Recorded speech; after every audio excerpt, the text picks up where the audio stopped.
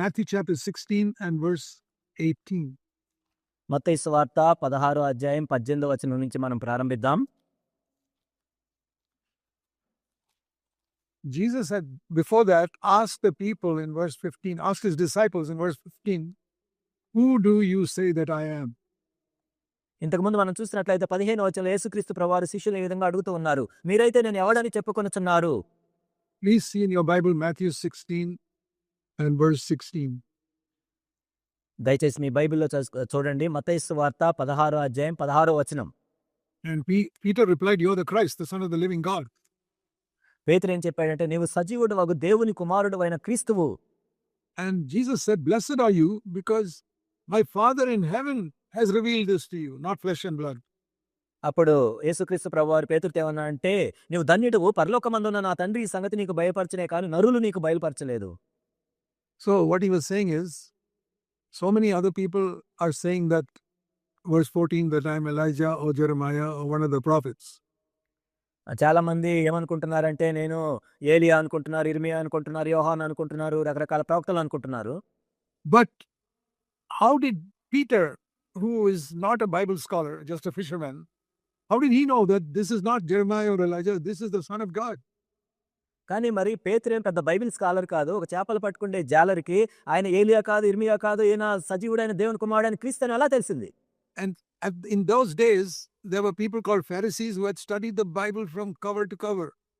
ఆ రోజుల్లో మనం చూసినట్లయితే పరిసయ్యులు అనేవాళ్ళు బైబిల్ని కవర్ నుంచి కవర్ దాకా చదువుతూ వచ్చారు. Read all the books of the Bible and studied it. బైబిల్లో ఉన్న పుస్తకాలన్నీ చదువుతూ అధ్యయనం చేస్తూ వచ్చారు. And in Matthew 12, when they saw Jesus, they said, he is Beelzebul, the devil. మత్తయి సువార్త 12వ అధ్యాయంలో మనం చూసినట్లయితే పరిసయ్యులు యేసుక్రీస్తు ప్రభువుని చూసి ఏమన్నారంటే, నువ్వు దయ్యాలకు అధిపతివి, బయల్జెబూబు అన్నారు.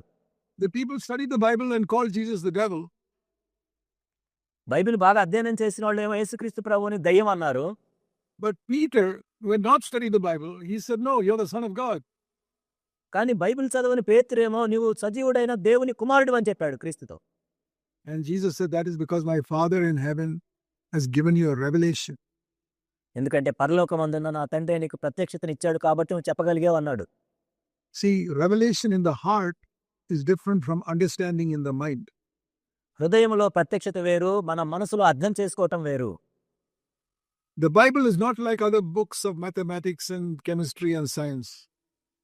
బైబిల్ అంటే ఏదో గణిత శాస్త్రమో సోషల్ సైన్సో కాదు. All these earthly books you can understand with your mind. ఈ భూ సంబంధమైన పుస్తకాలన్నీ మన మైండ్తో చదివి అర్థం చేసుకోవచ్చు. And if you try to study the Bible with your mind, you won't get revelation. నీ మనసుతోనే బైబిల్ చదువుతున్నట్లయితే నీకు ప్రత్యక్షత రాదు. That is why the Pharisees did not have revelation. అందుకే పరిసయ్యులు ప్రత్యక్షత కలిగి లేరు. Because there was sin in their life. వాళ్ళ జీవితంలో కూడా పాపం ఉంది. Peter had come to Jesus giving up his sin.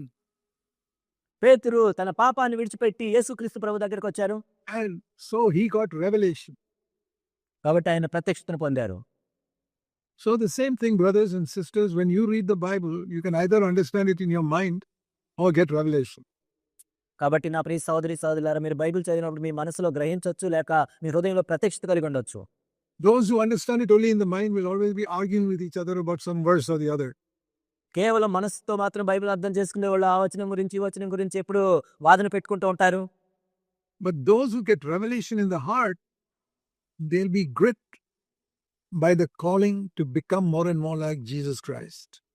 కానీ ఎవరైతే హృదయంలో ప్రత్యక్షతను కలిగి ఉంటారో, నేను ఇంకా ఎక్కువగా యేసుక్రీస్తు ప్రభువే మారాలనే దృక్పథంతో ప్రభు దగ్గరకు వచ్చి ఎదుగుతూ ఉంటారు. Now you have all met many other Christians in Andhra and Telangana. మీరు ఆంధ్ర తెలంగాణ ప్రాంతంలో అనేక మంది క్రైస్తవులు మీరు కలిసే ఉంటారు.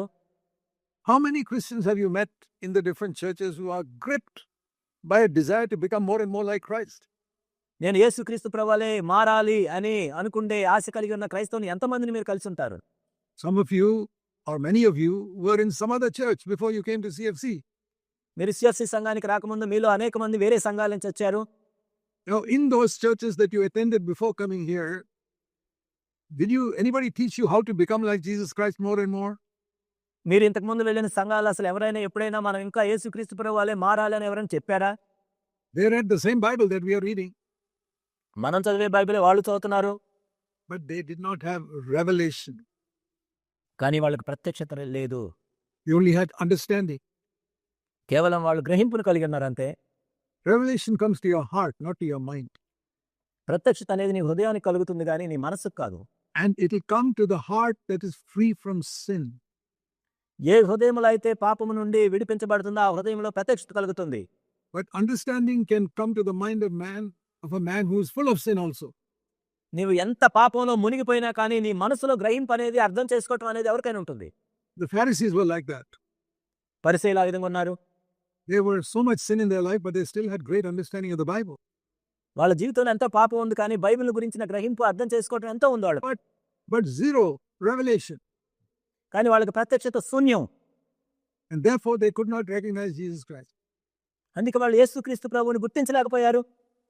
So I want all of you to pray when you read the Bible that you will get revelation. కాబట్టి మీరందరూ కూడా బైబిల్ చదివేటప్పుడు మీరు ప్రత్యక్షతను పొందాలని ప్రార్థన చేస్తూ చదవాలని నేను కోరుకుంటున్నాను. How will you know when you read the Bible whether you got understanding or whether you got revelation? కాబట్టి మీరు ప్రత్యక్షత కలిగి ఉన్నారా లేక కేవలం గ్రహింపు కలిగి ఉన్నారా అని ఎలా తెలుస్తుంది మీకు? Revelation will change your life. ప్రత్యక్షత అనేది మీ జీవితాన్ని మారుస్తుంది.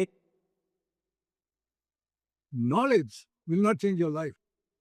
కేవలం తెలివితేటలు వివేకం అనేది నీ జీవితాన్ని మార్చదు. అది So that is the difference. అదే వ్యత్యాసం. So when you read the Bible, are you getting just a knowledge or is it changing your life? మీరు బైబిల్ చదువుతున్నప్పుడు కేవలం మీకు గ్రహింపే కలుగుతుందా మీ జీవితం మార్చేటట్లుగా ఉంటుందా?